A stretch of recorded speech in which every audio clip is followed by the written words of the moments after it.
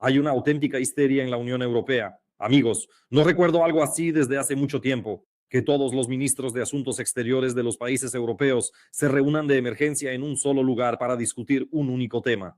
El tema principal que nos ocupa es este plan de paz de Trump, ese documento secreto que apareció ayer en las páginas de varias publicaciones autorizadas y muy conocidas. Político fue el primero en publicarlo. Ahora circulan muchos detalles y cosas absolutamente increíbles que se mencionan. Pero al final, Kaja Kallas, a quien algunos en Bruselas ya daban por descartada, en realidad se está mostrando bastante activa y exhibiendo esas cualidades de liderazgo que Bruselas tanto necesita ahora. Así que la principal diplomática de Europa hoy está congregando a todos sus colegas y ellos, sin lugar a dudas, están preparando una respuesta suficientemente clara, que ningún plan de paz, sin importar si tiene 28, 38 o 158 puntos, no puede ser implementado sin la participación activa de Ucrania ni de la Unión Europea. La aprobación de cualquier acuerdo de paz debe ser otorgada en primer lugar por Kiev y también por Bruselas. Posteriormente se valorará y se reconocerá la significativa participación de los Estados Unidos de América.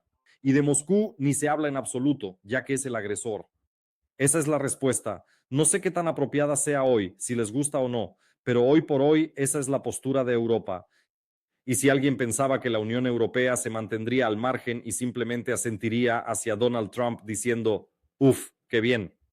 Amigo, nos has evitado la necesidad de encontrar 135 mil millones de euros antes de abril del año que viene.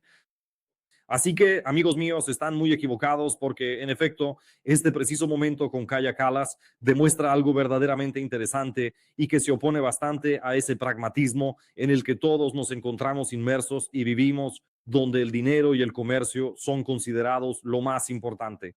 Pero aquí, como pueden observar, a pesar de que Ucrania esté sumergida en el Minich-Gate, por mucho que Trump anhele su premio de la paz, y por más que se discuta la posición de la Federación Rusa, alegando que el conflicto es existencial y solicitando esferas de influencia, entre otras cosas, al fin y al cabo existe una postura coherente y razonable. El dinero y todo lo demás está bien, pero eso pasa a un segundo plano cuando se habla de la soberanía y la estatalidad. Cualquier conversación sobre la capitulación de Ucrania o la cesión de territorios, hoy Bruselas la rechaza. Así que esa es la evaluación de lo que ha sucedido. Ahora bien, ¿en qué consiste realmente este plan de paz? Ya está parcialmente claro, ¿no es así? O sea, todos pensaban que era una filtración falsa. Pues no, no lo es, porque el secretario de Estado de los Estados Unidos, Marco Rubio, por ejemplo, comenta hoy que esto es verdad, confirmando totalmente la situación, es decir, que es cierto. El plan de paz, de hecho, existe. Ciertamente se ha trabajado en su elaboración. ¿Y cuál es su perspectiva al respecto? Cita de Marco Rubio. El cese de una guerra compleja y letal como la que se desarrolla en Ucrania exige un amplio intercambio de enfoques y conceptos serios y realistas. Permítanme hacer énfasis en estos adjetivos, serios y realistas. Lograr una paz sostenible demanda que ambas facciones realicen concesiones que, aunque arduas, son indispensables para la estabilidad. Por esta razón, continuamos avanzando en el desarrollo de una serie de ideas potenciales para lograr el cese de esta guerra, las cuales se fundamentan en las propuestas formuladas por ambas partes involucradas en el conflicto. Sí, exactamente, ideas que son muy realistas y que se basan sólidamente en las propuestas presentadas por ambas partes involucradas en el conflicto. Ahora me centraré en las propuestas que se han mencionado en Político, en el Financial Times y también en el Washington Post. Básicamente, en todas partes donde ha sido posible y también los medios de comunicación ucranianos han escrito mucho al respecto. Entonces, estas ideas realistas provienen de ambos lados. Por ejemplo, el Washington Post informa que todas las ideas presentadas en los 28 puntos de este plan, de hecho, casi pertenecen a Putin y que Putin las había articulado previamente en Alaska. Aquí tienen la portada del Washington Post, donde pueden leerlo. A continuación, medios como Sky News y Bloomberg informan que este plan de paz lo habrían recibido periodistas del enviado especial de Putin, Kirill Dmitriev. Amigos, ¿dónde quedan las dos partes? Otro medio dice, no hay nada. El tercero, Bloomberg. Kirill Dmitriev lo filtró, ¿verdad? Sky News y Bloomberg se basan en una publicación eliminada de Witkoff, el mismo Witkoff que se olvidó del taquígrafo cuando fue a ver a Putin en verano de este año. Witkoff X, donde él informó sobre la filtración. Es posible que lo obtuviera de la K. Los periodistas creen que la letra K se refiere precisamente a Kirill, cuyo nombre completo es Kirill Dmitriev, ¿no? Y una publicación como el Wall Street Journal, citándolos ahora mismo, predice que el plan de paz probablemente enfrentará una fuerte resistencia de Ucrania y Europa. Esto ya está pasando, apenas un día después de que se conociera este plan de paz. Europa ya se ha manifestado al respecto. De hecho, Kiev está preparando esta declaración ahora mismo. Pienso que mañana o quizás tarde esta noche nos enteraremos de todo. Esto se debe a la llegada a Ucrania de representantes, dos generales del Estado Mayor y el ministro del Ejército, Driscoll. Lo ven en la foto, es protocolaria, tomada hoy en la reunión con la primera ministra Sviridenko. Luego se reportó una reunión con Zelensky, aún no hay declaraciones. Quizás en el tradicional discurso nocturno de Volodymyr Zelensky lo verán todo. Sin embargo, enviaron a Driscoll para que observara muy de cerca cuál sería la reacción. Y después Driscoll va a Moscú. Este es otro punto, aún no confirmado, pero hay una probabilidad del 90% de que Driscoll viaje a Moscú. Ahora sobre lo realista. Ya hemos entendido cómo surgió el plan. Ahora a las ideas realistas que se están discutiendo. Hoy los públicos Z, esto es muy, pero muy revelador, amigos. Los públicos Z rusos siempre empiezan a lamentarse en cuanto perciben que se avecina algo desfavorable, una injusticia, como si les estuvieran quitando el gusano que ya tenían planeado comerse, lo cual los enfurece profundamente. Es decir, la guerra, más guerra, y luego tomar Kiev, llegar hasta Leópolis, a Varsovia e incluso a Berlín con nuestros tanques. Y este es el aspecto principal que hoy irrita y de gran manera a los rusos, concretamente a los más beligerantes. Es una publicación en otro medio, en el Telegraph, donde se afirma que Rusia, como ven, conservaría el control de la región del Donbass a cambio de un canon de arrendamiento bajo la supervisión de EEUU. Es decir, Rusia retendrá, o más bien conservará el control completo sobre la región del Donbass, pero a cambio del pago de una. Aquí se menciona una tarifa de alquiler que en esencia representa un impuesto sobre la tierra, ¿verdad? Según el plan propuesto por los Estados Unidos.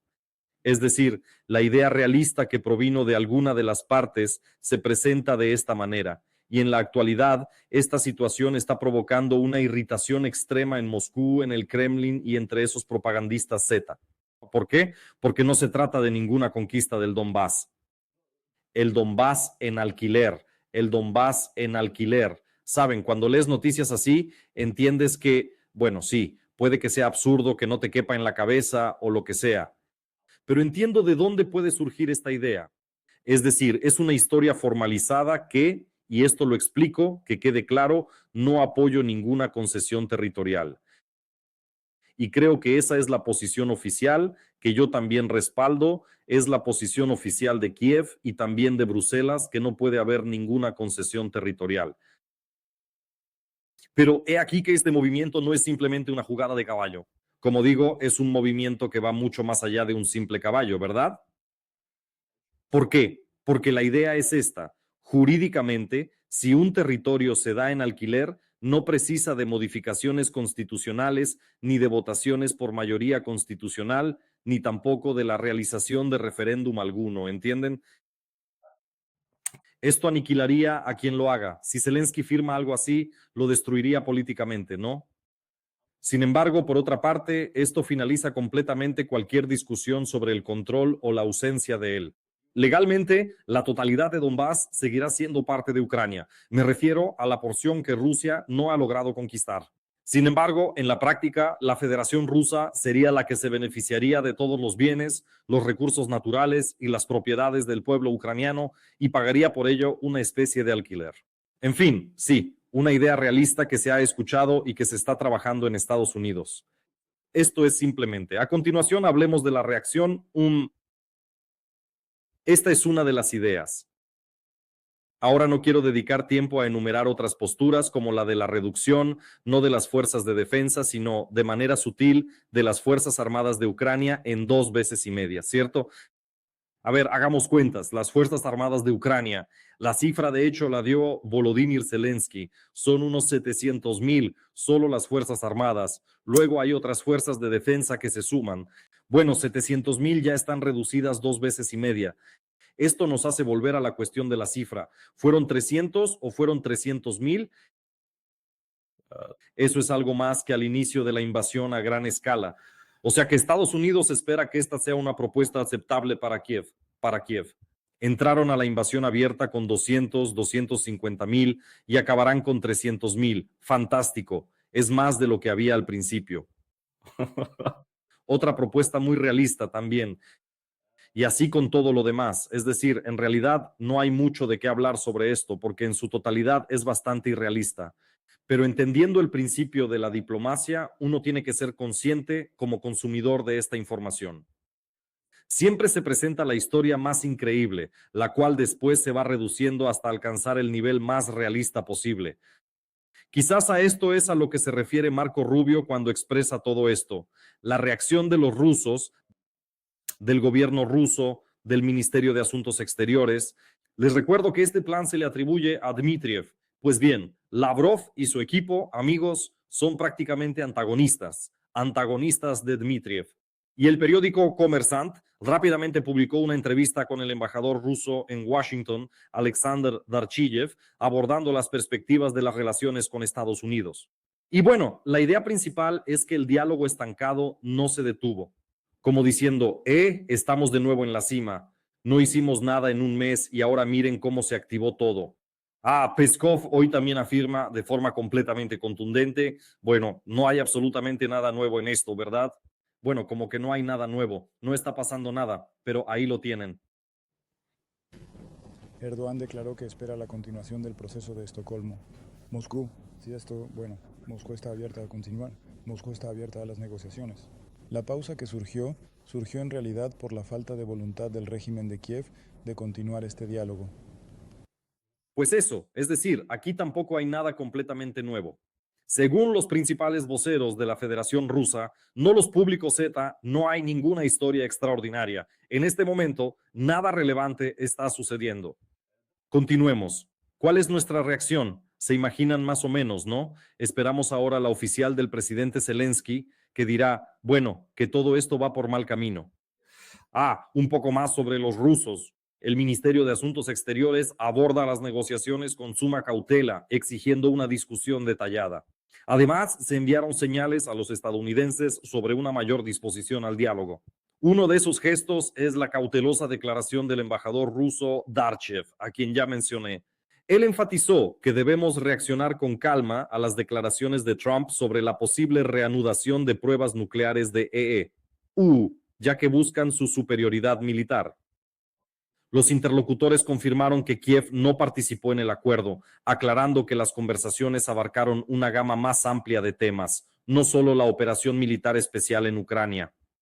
Bueno, se entiende cómo lo presentan, ¿no? O sea, hay un tal Dmitriev del Kremlin, está Peskov, que resolvieron algo y reactivaron, por así decirlo, toda esta vía de negociación.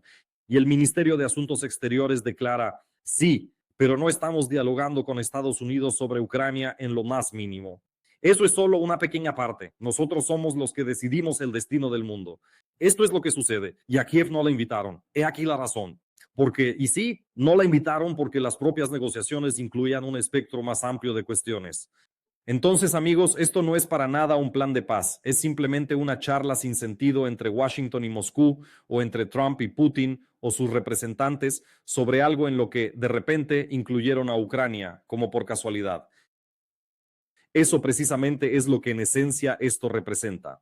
Por lo tanto, no esperen, no sé, que la guerra cese este lunes y no sigan leyendo esas tonterías como la que acaban de ver. Con esto quería concluir. Miren, ya están propagando de repente por todas partes y leo muchos posts de líderes de opinión. Natalia Moseichuk, por ejemplo, dice, Robar, por supuesto, no está bien, sobre todo cuando el país se baña en sangre. Pero, ¿quién aún cree en el escándalo de corrupción y la capitulación propuesta a Ucrania en Ankara? No hay que ser un ingenuo, dicen. Bueno, esto viene a cuento, amigos, de que, bueno, está Milovanov, por ejemplo, que es una persona vinculada a Yermak. Los estadounidenses se equivocan al creer que pueden doblegar a Ucrania. Trump usó el Minichgate para forzar a Zelensky a ceder a Moscú, reducir el ejército, ceder tierras y limitar armas. Eso simplemente no funcionará. Yo, francamente, miren, el señor Milovanov y la señora Moseichuk afirman que tenemos un escándalo de corrupción, que es un momento oportuno para Trump, que él lo aprovechó, pero de esta forma, tanto Milovanov como Moseichuk están jugando para el otro bando. Ellos argumentan que si estas situaciones están relacionadas y no son solo una coincidencia, entonces alguien conspiró con premeditación para que eso sucediera. Amigos, yo creo que es poco probable, ni una cosa ni la otra. No ocurre así. Esto es algo aparte, pero por supuesto, debido a la actual situación política en Ucrania, cualquier cosa puede ser tergiversada y llevada a donde se quiera. Pero para concluir, volveré al punto de partida. Miren, aquí está Bruselas. Actualmente, Bruselas se encuentra inequívocamente del lado. Permítanme expresarlo de esta forma en lo que respecta a la postura oficial de Kiev. A pesar y en la declaración de la Unión Europea no hay nada sobre una situación alarmante de corrupción que... ¿Creen que esto podría influir de alguna manera en la cuestión de, por ejemplo, entregar el Donbass a la Federación Rusa? Es simplemente verdaderamente increíble. Eso solo puede surgir de una imaginación enfermiza en algún canal de Telegram. Y ya está.